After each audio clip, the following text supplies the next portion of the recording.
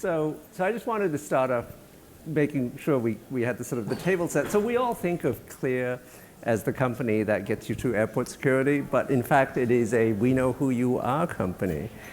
And in fact, you're in business with DocuSign and a few other people. So maybe just get a good sense for people of what is the business? So hopefully we have a lot of Clear members here.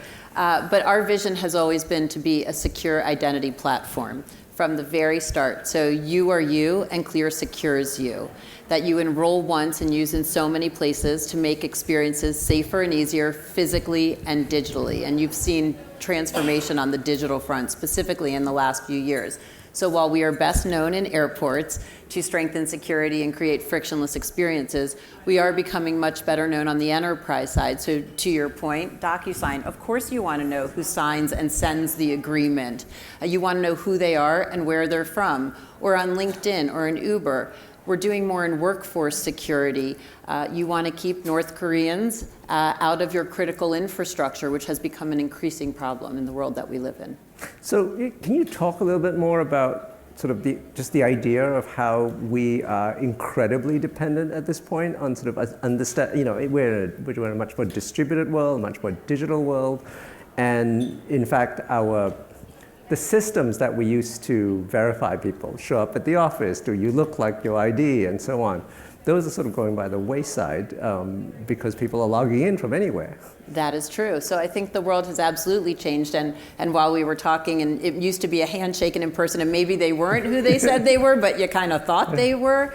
But in a remote world, in a global world, in a hybrid world, anonymity is the opposite of identity. And so part of the problems in online is who is it? Or in telehealth, are you, the doctor that you say you are, or are you the patient? And so, or in an online dating world, or in a shared economy world, or in a remote hybrid workforce world, identity has become foundational. Look, the world's not getting safer. And people expect frictionless experiences, right? Taxis have gone to Ubers, gone are the days of trying to hail it and wait in the rain. And ordering food online with the paper menu has gone to DoorDash. People expect point and click worlds. I look at my kids, everything now, frictionless. But the threat environment is evolving. So you need technology, you need innovation and automation to have the and, which is strengthening security and delivering frictionless experiences. So I come from Singapore. We have, a single ID. I'm not saying this is a good thing. I'm just saying this is what it is. We have a single ID. We have a government system that does essentially e-verify of your identity. And in the US, we don't have that, and we're unlikely to have that. We're a patchwork of systems. We have private companies doing this. Does it not make sense to have this as a national system? So I long studied Estonia, which has what is the most digital economy, 1.6 million citizens. I was in Singapore, and that is a very digital economy. And we don't have that here in the US, right? We have a very, federalized system. You have 50 states, you have 50 driver's license, you have 50 sets of rules. In our government and our agencies, everybody has a different identity system. Identity in the US is very fragmented. And so when we built Clear, we built it with a few things. Estonia in mind, the ability to build a secure identity platform for us, privacy protected and opt-in, that you enroll once and connect to many different things, but also in the world of public-private partnerships, in the world of working together with the government. Specifically, that's how we got started in the Registered Traveler Program, which is a public-private partnership. And so I think this country is what it is in all of its greatness and all of its challenges, but privacy matters. Citizens having access and control of their information matters. And so I just think it's about having an interoperable system in the form of a public-private partnership. When you say interoperable, you mean having sort of clear standards that I guess any company could fulfill and provide the service? Yes, absolutely. When you look at PreCheck, which Clear is now an enrollment engine for, so there was a sole source contract with a French company for 10 years, and now 2 new companies, where one of them have entered PreCheck to enroll. It's been great for access, and it's been great for lowering the price, but the government sets the standards, and I think that's great. Look, the Department of Defense, they don't build planes, they set the standards, and other people build them.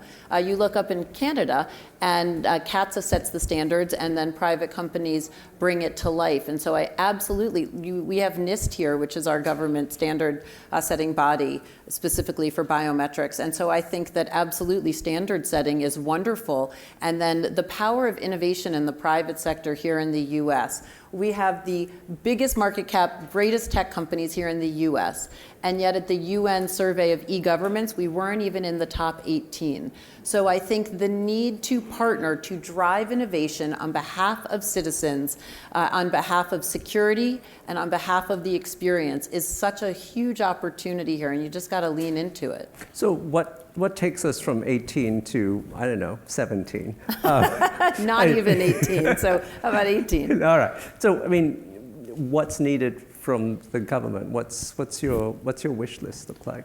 What our wish list is to really be able to drive the full capabilities of our system. I think that we haven't been able to move as quickly as we want, so we're vertically integrated. In airports, what would that look like? It would look a lot like Singapore and Dubai and London and Tokyo, which means an e-gate. First of all, we are rolling out. We're connecting your passport to your phone with our new e-chip, e-passport product, which is incredibly exciting. You can digitize passports, which is really important for Real ID, and leave your passport in your safe.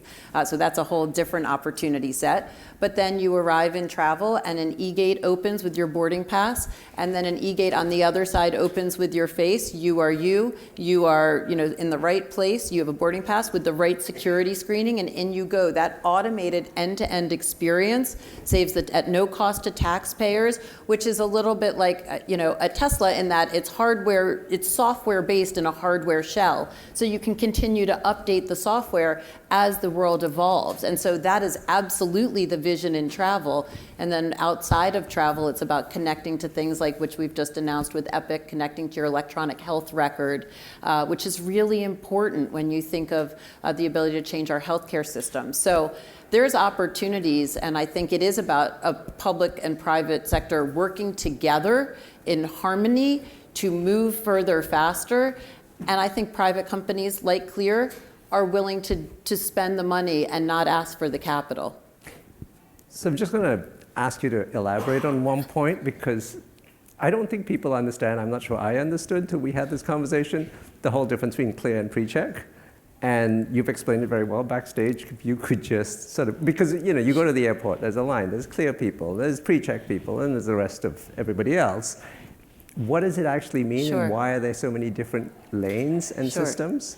So we love PreCheck. We can enroll people in PreCheck, but PreCheck is about the ability to change physical screening, because you've done a background check, an FBI background check, and because of that, you can really drive efficiency on the physical screening side of the airport. Clear is about identity and ensuring that you are who you say you are, and then making sure you have access to what you should have access to. So we are connected to PreCheck. We're a universal identity platform. Doesn't matter whether you're PreCheck or standard, whether you have a passport or a driver's license. It's a universality, and also creating this next-gen identity, because a document is not an identity. So our whole view is a driver's license, Real ID or not, needs to be source corroborated in the world we live in. So really bringing identity with depth. But anyway, there's Clear, which is identity, there's PreCheck, which is physical screening, and then connecting them both. But we want, today 30% of Americans are in trusted traveler programs and 70% are not. We want to flip that, right? We want as many people as possible to drive as secure and frictionless experience. Today, there's 3 million people a day, give or take, going through airports. By 2030, there's going to be another 1 million people a day. We have the World Cup coming next year. Oh, yeah. We have the Olympics coming. We have more and more travelers coming to the United States. 1 out of every 10 jobs are connected to travel. We have got to drive innovation to make it easier. People should love, I think they love traveling, but they sort of hate the day of travel. We got to change it from dread to joy. We've got to drive automation and innovation and make travel awesome, make airports great. So this is the obvious question, but it's on everybody's mind: data breaches, data security. Nobody wants their information sitting, in well, frankly, in too many private companies, and Clear is going to be another company which has a whole chunk of information about me, and what can we do about making people comfortable about that? So you should know it's top of our mind too, and it has been from day one. And I think you got to start at the start, and it's got to be part of your ethos from day one. We've been partnered with the Department of Homeland Security and been a qualified anti-terrorism technology, and that is crucial. So how have you architected your system? We've architected our system to hold as little data as possible. So as an example of that, we used to hold social security numbers because years ago you needed that as part of the identity stack. We don't. We purged them all. Or housing your data where the CIA data is in GovCloud. Or creating a system that is architected, very distributed to be more of a mosaic, not a honeypot. And so it is how you're architected. It is about your ethos, but security has been job one from day one, and I think that is crucial. So let me just flip on, to a slightly broader topic, which is there are clearly a zillion places where identity really matters. Your healthcare provider, all of that. We've just seen a voting act go through the House to talk about what are the documents you need, what are the acceptable documents for proving your identity. Why isn't it something much more sophisticated, frankly, like Clear? And I understand not everybody has Clear, but why wouldn't that be an acceptable system? You can actually prove somebody's identity better than a driver's license or a birth certificate. I think that, look, when I voted in New York and they just asked me to sign a sticker and I was like, you want my driver's license? And they said no. I was like, okay, this doesn't make a ton of sense. And so I do believe that identity matters. I believe that we want to make experiences safer and better, and voting is potentially one of those places if we can get the right guidelines for that. And so I think that these are all potential use cases for Clear. I would also say that almost 32 million people do have Clear today, and that's because not only are we on the travel side, but on the enterprise side, it is free for consumers, and enterprises pay for it. So, it's really important that we continue with Clear and with others to ensure and strengthen our identity system. It's really important for healthcare. It's really important for travel. It's important in the online economy, and I would argue it's important in voting. And you're talking about voter ID. You're really wanting to ensure that someone is who they say they are with depth and certainty. Just want to make sure it's done in a constructive and inclusive way. So if New York called you up and said, we'll sign you up for a voter, you would do it? I think if people could do it on their phones, yes, I would. All right. Well, thank you very much. Thank you.